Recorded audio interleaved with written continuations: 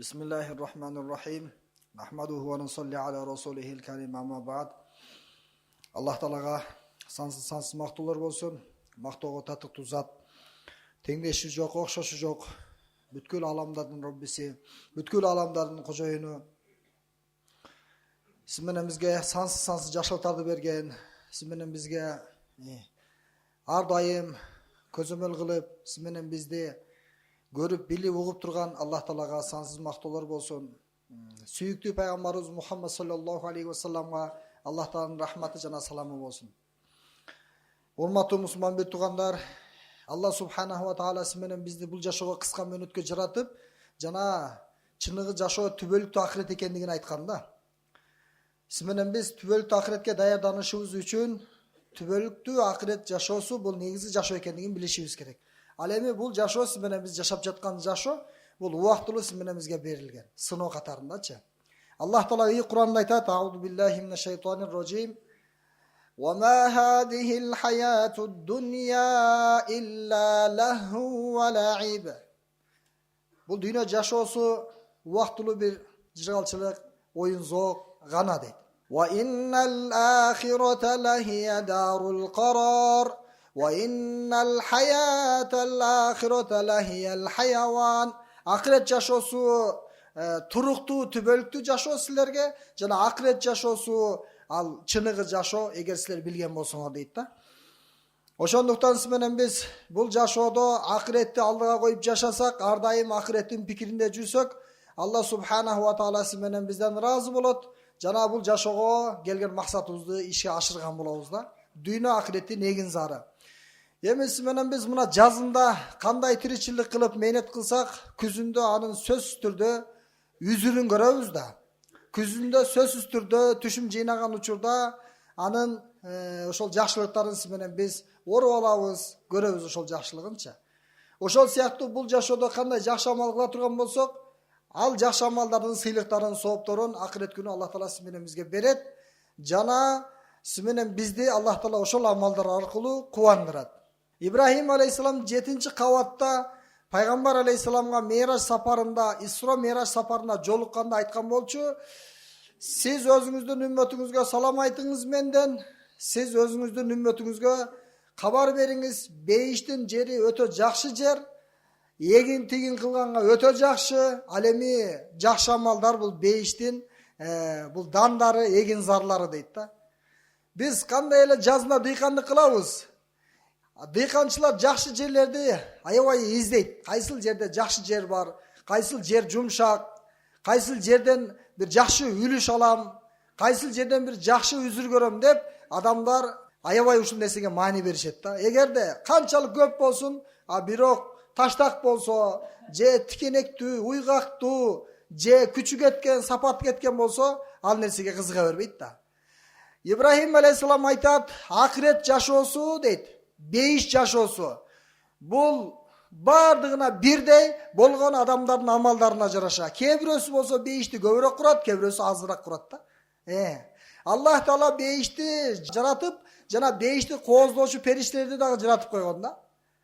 Баннаул жинан деп коет. Ал бейиштин бакчаларын, курулуштарын кура турган периштелер да.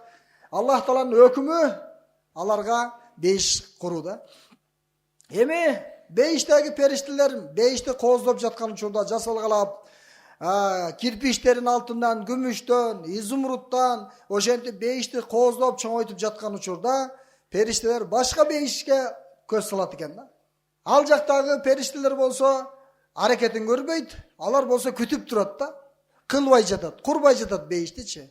Анан айтат экен: "Силерге эмне буйрук жокпу? Биз мына бейишти куруп атабыз, кооздоп атабыз. Силерге андай буйрук жокпу?" десе, бизге ал буйрук берилген. Болгону ушул биздин кожоюн дүйнө жашоосунда жашап, бизге жакшы амалдарды жөнөтпөй жатат дейт да. Зикир, Кур'ан, жакшы, солих амалдарды жөнөтпөгөн себептен биз курбай эле турабыз дейт. Демек, сиз менен биз бул дүйнөдөн өткөндө кылган амалыбызга жараша бейиштеги даражабыз көтөрүлөт экен да. Кээ бирөөнүн даражасы ушунчалык бийик болот, пайгамбарлар менен бирге тирилет. Кээ бирөөлөр болсо Фирдауска барса, кээ бирөөлөр Фирдауска жетпей калат. Ошон үчүн пайгамбар алейхиссалам айтат хадисте: "Эч бир адам бейишке кирсе өкүнбөйт, бейиште бир гана жакшы амал кылбаган, зикир кылбаган убактысында гана өкүнөт дейт да. Канчалык өкүнөт? Бир азбы же бир бейишти көргөндөгү ал өкүнүч түбөлүккө калып кетет экен туугандар. Биз асмандагы жылдыздарды карап, ушул жылдыздар кандай болду экен деп жылдыздарды карагандай, жылдыздарды жакындан көрө албагандай, жылдыздарды сиз менен биз билбегендей, жакынданчы өмүр бою түбөлүккө бейиштин тургуну үстүндөгү бейишти карап кетет экен. Бул адамдын даражасы кандай болду экен? Бул бейиштин ээси кандай болду экен? Экөөбүздүн ортобуздагы айырмачылык канча десе, бир эле зикир субханалла дейт да. Ушунчалык айырмачылыктар качан билинет? Ахиретке барганда билинет да. Демек биз бул жашоодо колдон келишинче жакшы амалдарды кылып, мына жакшы амалдарды кылганга эң Аллах Таала мүмкүнчүлүк сиз менен бизге түзүп берген. Улуу Рамазан айы дагы келе жатат. Эми ошол Рамазан айга сиз менен биз канткенде даярдык көрөбүз, кантип тосуп алабыз.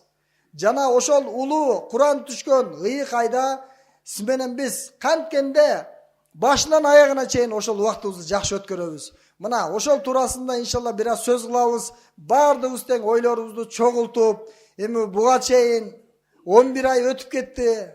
Мына Рамазан айы жакындап келе жатат. Эми ошол Рамазан айыга сиз менен биз даярдык менен кире турган болсок, анда сиз менен биз иншалла өтө көп ийгиликтерге жетебиз да.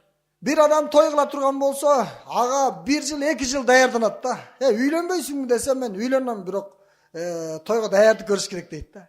Үйлөнүүсү дагы ошол тойго даярдыкка байланган да. Үйлөнүп алса болот, бирок даяр эмесмин, Куда сөккө келсем не дейт? Анан кошуна колон келсе, тууган уруктар келсе, анан мен аларды каяка олтургузам, мен ага үй даярдашым керек, мен аларга кичине шарт түзүшүм керек деп, элдер не дейт менин жашоомду көрсө, Куда сөөктүн алдында мен уят болуп калбайын деп ага даярдык көрөт. Эртең той кылбайлыбы десең, чочуп кетет да. Не деп атасың сен депчи. Себеп даяр эмес да адам баласычы. Даяр эмес. Ага даярдыкка бир канча убакыт талап кылынат да. Эми ошондой эле биз азыр Рамазанга даяр эмеспиз да. Эртең Рамазан десе даяр эмеспиз. Биз ага даярдык көрүшүбүз керек да. Сахаба радиаллаху анхумдар ушул Рамазан айын өзгөчө тосуп алган, пайгамбар алейхиссалам аларга көргөзгөн. Рамазанды кантип тосуп алат? Пайгамбарыбыз саллаллаху алейхи вассалам береке берип, берекеге дуа кылып, Ражап айына, Шаабан айына береке сурап, жана Рамазан айында мен тирүү болсом экен, Рамазан айында мен орозону кармап, Рамазандын күндөрүн жакшы амалдар менен өткөрсөм экен деп пайгамбар алейхиссалам дуа кылат эле өзүнүн дуаларындачы. Сахабалар дагы, эми карасаңыз урматтуу бир туугандар, биз эми Рамазан келе жатат, биз кантип ага даярдык көрөбүз? Пайгамбар алейхиссалам бизге көргөзгөндөй. Кантип көргөзгөн пайгамбар алейхиссалам бизге Рамазанга даярдыкты? Риваяттарда келет, ушул Шаабан айында, Рамазандын алдыңкы айда, эми Рамазанга бир 20 күнгө жетпеген убакыт калды. Эми пайгамбарыбыз саллаллаху алейхи вассалам бир ай калганда, ушул айда биз турган айда орозону өтө көп кармаган экен да. Орозону өтө көп кармаган. Кээ бир сахабалар айтат, биз пайгамбар алейхиссаламдын бир ай бою эч нерсе жегенин көргөн жокпуз, ичкенин көргөн жокпуз. Шаабанда толугу менен эле орозо кармады окшойт. Башка айларда Зулхиджа, Зулкада, Мухаррам канча ай болсо, ошол 10 айда пайгамбарыбыз саллаллаху алейхи вассаламдын орозо кармаганын, кээде оозун ачкандыгын көргөнбүз, бирок Шаабанда көргөн жокпуз. Бул Шаабанда пайгамбар алейхиссалам толугу менен орозо тутуп кармаса керек деп, Айша апабыз дагы пайгамбар алейхиссалам Шаабанда өтө көп орозо кармаган деп риваят кылат да. Демек, сиз менен биз Рамазан келгенге чейин, орозо келгенге чейин биз орозону орозо менен даярдык көрүп, көнүп алып, Рамазандын биринчи күнү башталганда байкабай ичип алып же байкабай жеп албастан, балким кичине алдын ала өзүбүздү даярдык көрүп алсак жакшы болот экен да. Кандай эле тойго даярдык көргөндөй. Кандай эле сиз менен биз бир чогулуш өткөрө турган болсок даярдык көргөндөй. Даярдыксыз эч нерсе болбойт да. Даярдыксыз эч нерсе болбойт.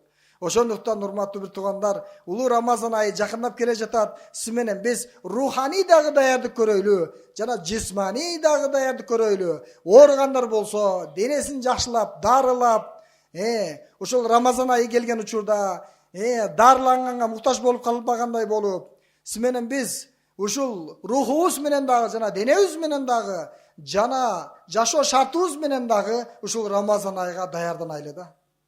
Качан Рамазан ай кирип келгенде биз тосуп алайлы. Кош келипсиз Рамазан депчи. Бул Рамазан ай конок да бизгечи. Ушул Рамазан күнүн баарын сагынып калдык да. Себеби Рамазандын күнү башкача, түнү башкача. Ал Рамазанда кылынган ибадаттардын сообу башкача, артыкчылыктары башкача. Ошого сиз менен биз бир аз даярдык көрөйлү.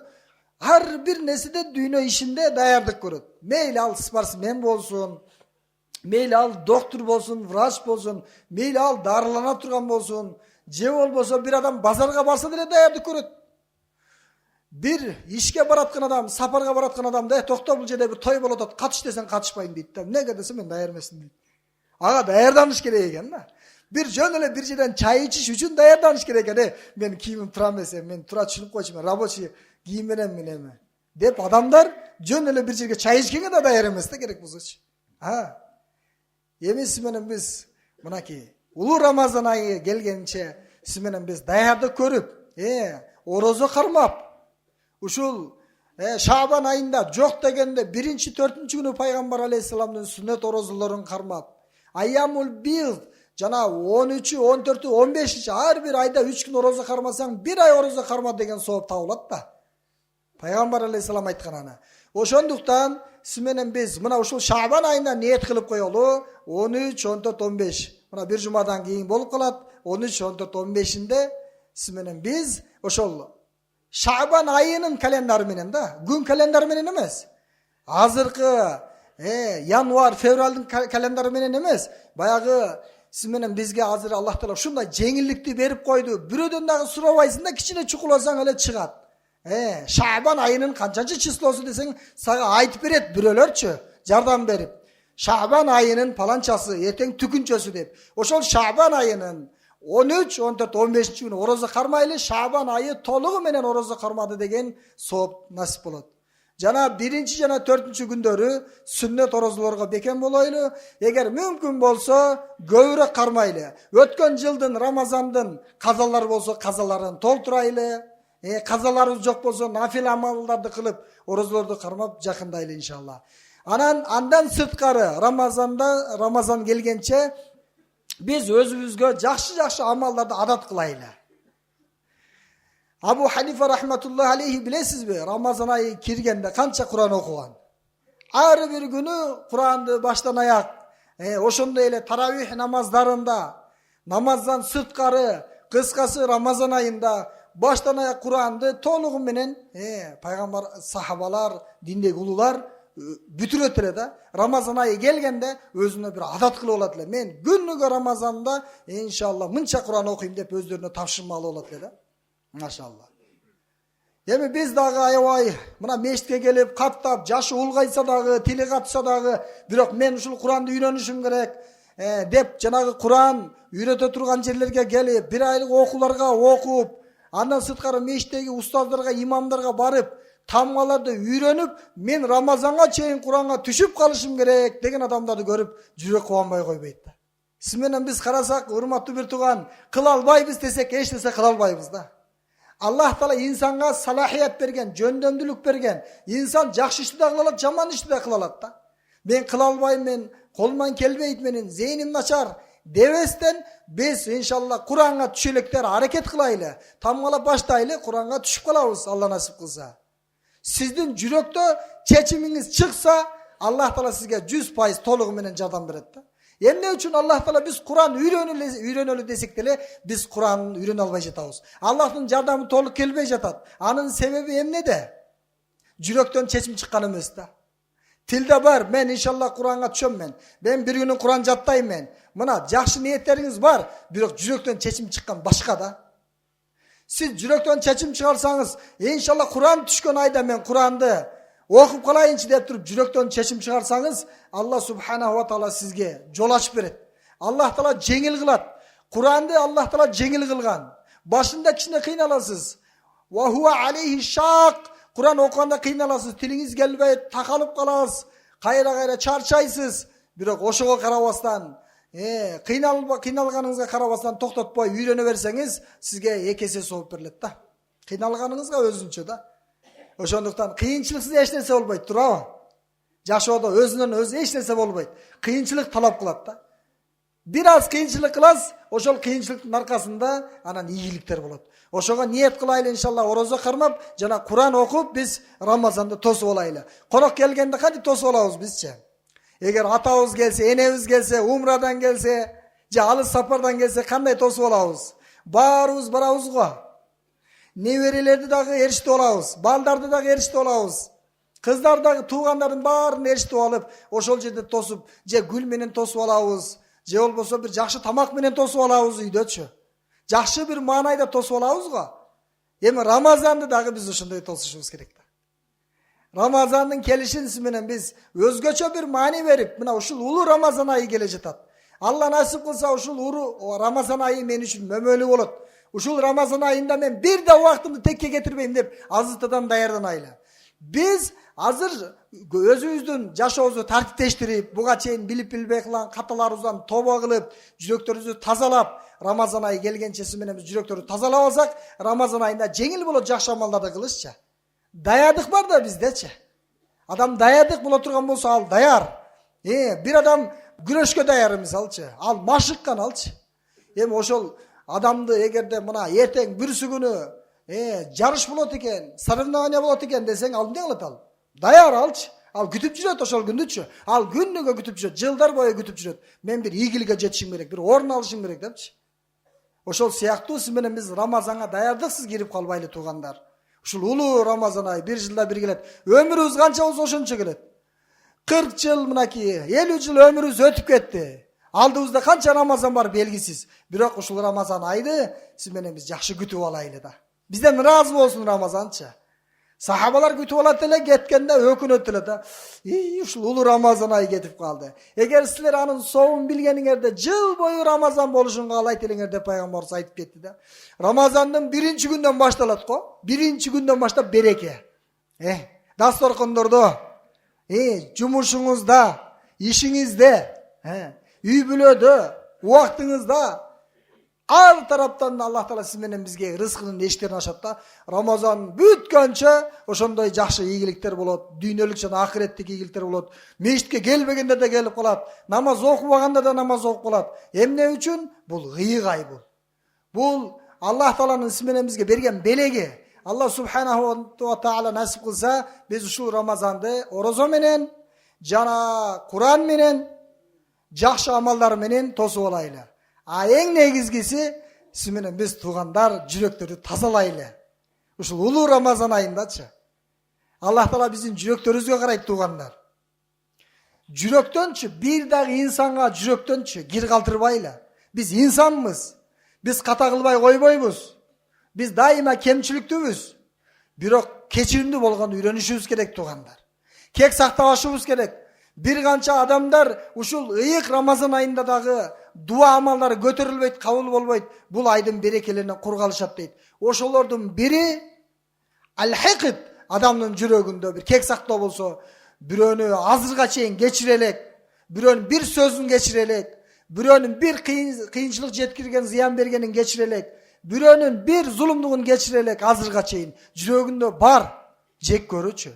Мына ошондой инсандын амалдары кабыл болбой турган айда бул. Улуу Рамазан айы келгенче жүрөктөрү тазалап алайлы.